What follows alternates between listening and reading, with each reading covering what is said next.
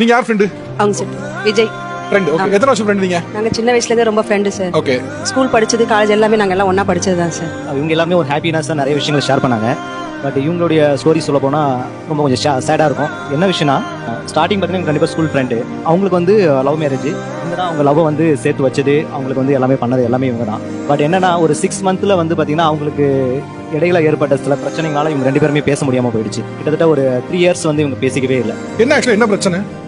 Love marriage தான் sir. அவங்க ஃப்ரெண்டுன்னு என்கிட்ட ஃபர்ஸ்ட் இன்ட்ரோடியூஸ் பண்ணாங்க. லவ் பண்ணும்போதே ஃப்ரெண்டுன்னு சொன்னாங்க. ஆனா போக போக பாத்தீங்கன்னு சொன்னா பொண்ணுங்களுக்கே உள்ள ஒரு பொசசிவான கேரக்டர் பொண்ணுங்களுக்கே நார்மலா இருக்கும். இவங்க எப்படின்னா எனக்கு ஈக்குவலா அவங்கள பார்த்தாங்க. முக்கியமா அவங்கள தொட்டு பேசுறது, வாடா போடான்னு பேசுறது, வாடி பொடின்னு பேசுறது எனக்கு சுத்தமா பிடிக்கல. இன்னொரு முக்கியமான விஷயம் என்னன்னா லவ் பண்ணும்போது ஓகே சார், அப்ப கூட எனக்கு தெரியாது, வேற வேற வீட்டுல இருந்தோம். மேரேஜ் பண்ணியும் பாத்தீங்கன்னா காலையில பண்ற ஃபர்ஸ்ட் மெசேஜ் அவங்க மெசேஜா தான் இருக்கும். வாட்ஸ்அப் ஓப்பன் பண்ணாலே குட் மார்னிங் அவங்களோட தான் இருக்கும். அது நைட்டு தூங்கும்போது குட் நைட் அவங்களோட தான் இருக்கும். ஓபன் பண்ணும் போதே அவங்க கிட்ட பேசிட்டு எழுந்திருப்பாங்க, தூங்கும் போதே அவங்க கிட்ட பேசிட்டு வைப்பாங்க. மாடி போடின்னு பேசுறது, இவங்க வந்து அடிக்கிறது, அவங்க இதை சாப்பிட்டுட்டு இருந்தா தட்டுல வந்து எடுத்து சாப்பிடுறது, அது நான் தானே சார் சாப்பிடணும்.